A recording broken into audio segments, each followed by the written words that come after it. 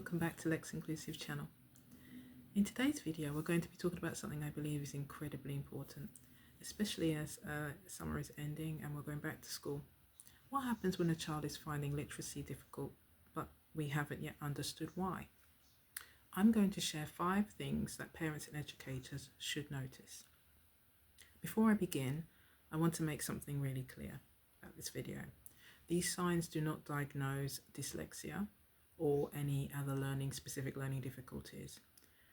Children develop at different rates, and there may be many reasons why a child is experiencing difficulties with literacy.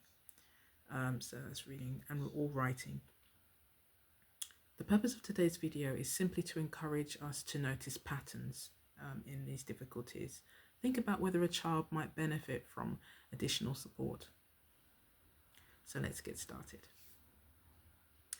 The first sign that we might experience is literacy seems to require a lot of effort.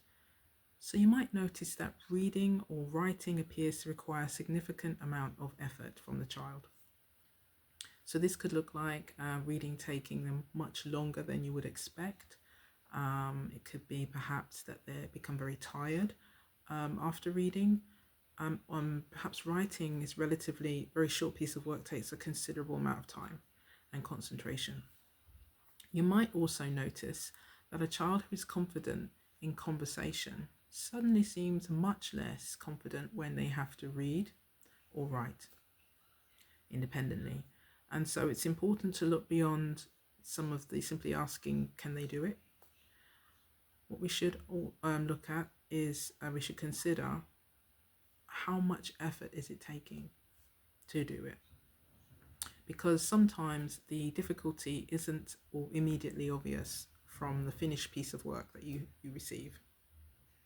So the second sign is that a child avoids literacy in different situations. So you might notice that the child doesn't want to read at home anymore. Maybe they always need to have a reason to leave the room when it's time to read. Maybe they say they're tired. They don't like reading or simply refuse to begin. In school, this avoidance can look a little bit different. So they could be distract others. It could be asking a lot of questions repeatedly, become frustrated with independent tasks. So it's easy to interpret these behaviors as laziness or a lack of motivation. But I think it's important to pause and ask what might be behind these patterns. Sometimes avoidance can be a child's way of communicating that something feels difficult or uncomfortable. So the third sign could be that there's a difference between what a child can say and what they can write. So the third sign is something that I think is particularly important because you may have a child who has really wonderful ideas. They can explain something brilliantly. When they're talking. They have an excellent imagination and great vocabulary. But it's just when they need to write those ideas down, there's suddenly very difficult. The written work may be much shorter than you expected.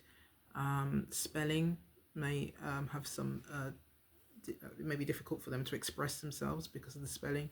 They may spend so much energy trying to think about spelling and handwriting and getting down the words correctly that their ideas become difficult to communicate. So instead of only looking at the written outcome, consider the child's wider abilities. What can they tell you? What can they explain? What do they understand when they don't have to demonstrate it through writing? That wider picture can be really valuable. And so the final sign, sign 4, not the final sign, difficulty continues over time. So this is important here. So this is, every child will have days where they experience difficulties writing. They will struggle with something at some point. So it could be spelling. So we're not talking about one spelling test that may have not gone very well, or book that was difficult for them. Talking about patterns. that continue over time. Perhaps the same difficulties keep on appearing for the child. Perhaps the child continues to need significantly more support when doing a task, a literacy task, than you would expect. Perhaps you've tried different approaches and the same problems appearing in the same areas, and it remains challenging. So this is where observation becomes really important.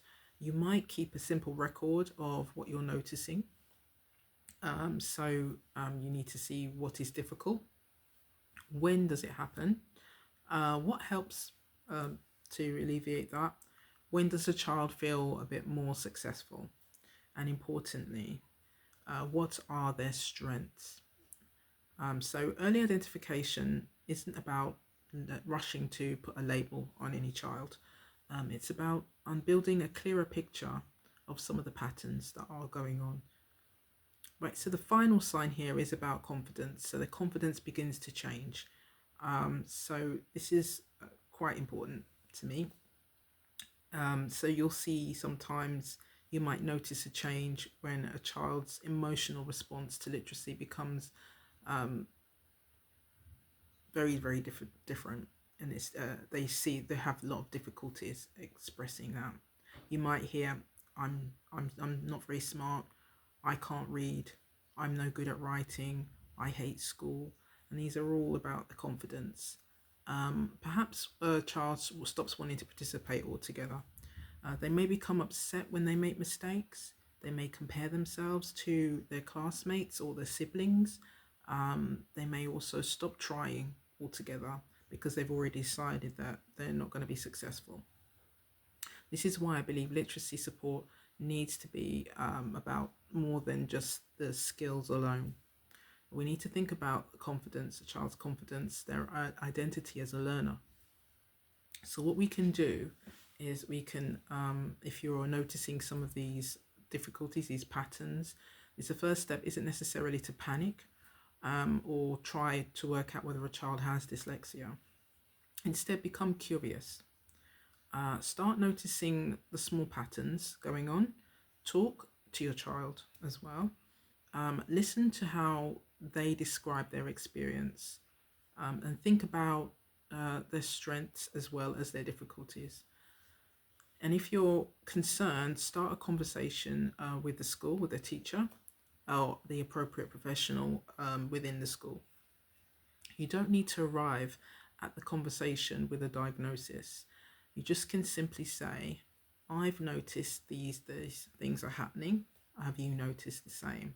And that is really quite a useful thing, very valuable as a starting point. Don't forget the small wins as well. So this is something I want to finish saying that sits at the heart of Lexinclusive here. When a child is finding literacy difficult, it's very easy for the focus to become what they can't do. So if progress doesn't always look like a huge breakthrough, sometimes progress can be trying a difficult word, reading aloud when they normally avoid it, asking for help. That's a win as well. Writing one more sentence. Trying again after making a mistake, that's a really big one. Or simply saying that I'll have another go. So these are all these small literacy wins that I'm talking about. And when we notice and we celebrate those small wins, we're sending children a message. It's an important message that just says you are capable, your effort matters, and the difficulty doesn't define you. So finally, all I want to say is if you're a parent or educator watching this and you've recognized some of these patterns or signs, remember that noticing them is not the same as diagnosing a child. It is simply an opportunity to ask questions, gather information, and make sure the child isn't struggling alone. Right? So early identification isn't about putting a label on any children as quickly as possible. It's about noticing when something isn't working and responding early enough so that we can make a difference. So thank you for watching, and hopefully if you found this useful, please subscribe to Lexinclusive platform where I'll be sharing few more videos like this which deal with you know, literacy, literacy difficulties and inclusion. Okay, bye.